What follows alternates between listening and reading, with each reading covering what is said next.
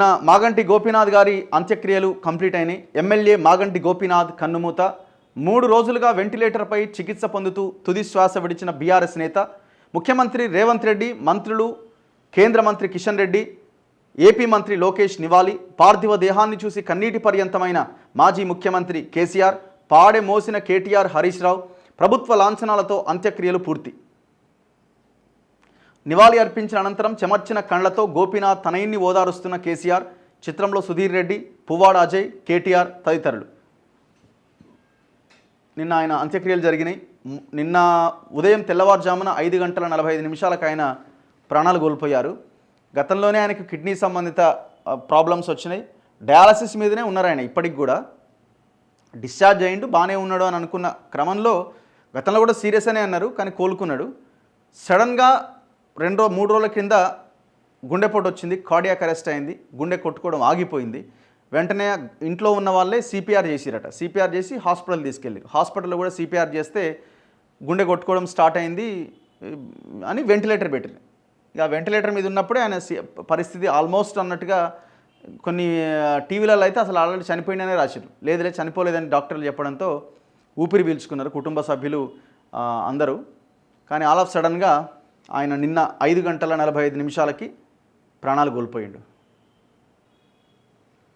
కొన్నాళ్ళుగా ఆయన మూత్రపిండాల సమస్యతో బాధపడుతున్నారు. 3 నెలల క్రితం సైతం అనారోగ్యంతో ఆసుపత్రిలో చేరి కోలుకున్నారు. గురువారం తీవ్ర గుండెపోటు రావడంతో ఏఏజీలో చేర్పించగా చికిత్స పొందుతూ కన్నుమూశారు. ఆయనకు భార్య సునీత, కుమారుడు వాత్సల్యనాథ్, కుమార్తెలు అక్షరన్నగా, దిశిర. కుటుంబ సభ్యులు శోకసంద్రంలో మునిగిపోయారు. ఈ సమాచారం తెలియగానే BRS working president KTR Khammam, Nalgonda జిల్లాల టూర్ను రద్దు చేసుకుని ఆసుపత్రికి చేరుకున్నాడు. కేటీఆర్, ఆయన సతీమణి శైలిమ, తనయుడు హిమాంష్, మాజీ మంత్రి హరీష్ రావులు గోపీనాథ్ కుటుంబ సభ్యులను పరామర్శించి ఓదార్చారు. ఇప్పుడు వీళ్ళు కేటీఆర్ ఫ్యామిలీ, గోపీనాథ్ ఫ్యామిలీ చాలా దగ్గర. ఎందుకంటే ఈ హిమాంషు అండ్ వాళ్ళ అబ్బాయి క్లాస్మేట్స్ అట.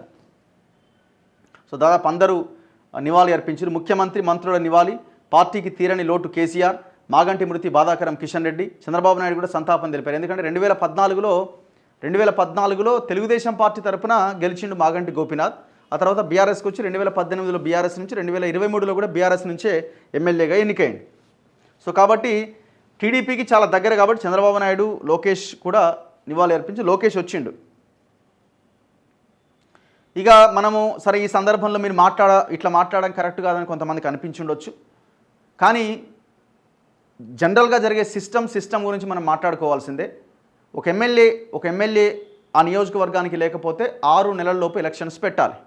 ఇది సందర్భమా కాదా అని మన ఏం ఉండదు. అట్లా సందర్భం ఖచ్చితంగా అక్కడ ప్రజలకు సంబంధించిన విషయం కాబట్టి ఆయన మృతికి మనం సంతాపం తెలపాల్సిందే. ఆయన ఆత్మకి శాంతి కలగాలని కోరుకుంటూనే నెక్స్ట్ అక్కడ ఒక నాయకుడు కావాలి, అక్కడ ఒక లీడర్ కావాలి. మళ్ళీ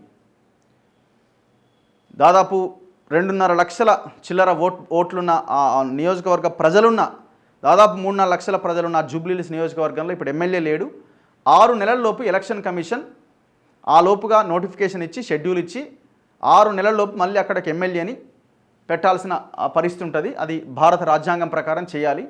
మరి ఇది ఎప్పుడు అవుతుంది అన్నది చూడాలి. ఇప్పుడే కాబట్టి ఇంకొక 4 రోజుల తర్వాత దీనికి సంబంధించిన ఎలక్షన్కి సంబంధించిన నోటిఫికేషన్ వచ్చే అవకాశం ఉంది. ఉప ఎన్నిక రాబోతున్నది.